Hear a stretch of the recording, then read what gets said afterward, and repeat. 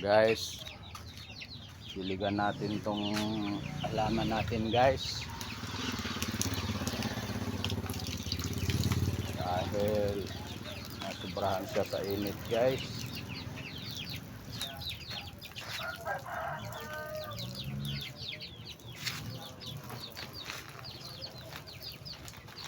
Kailangan nila ng tubig guys.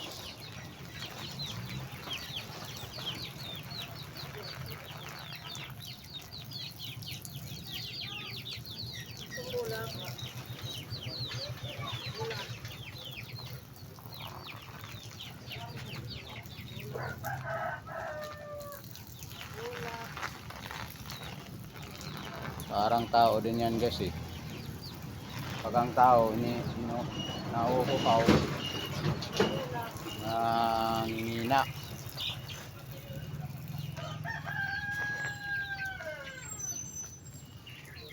Kaya kailangan din nila ng tubig guys.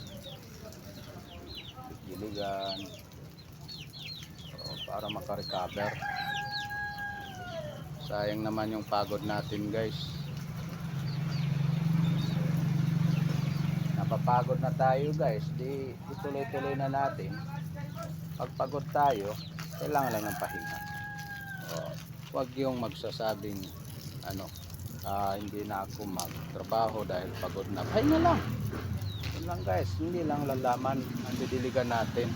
Pati na rin yung mga sila. Kasi halaman din yan. Yun lang guys. Maraming salamat guys.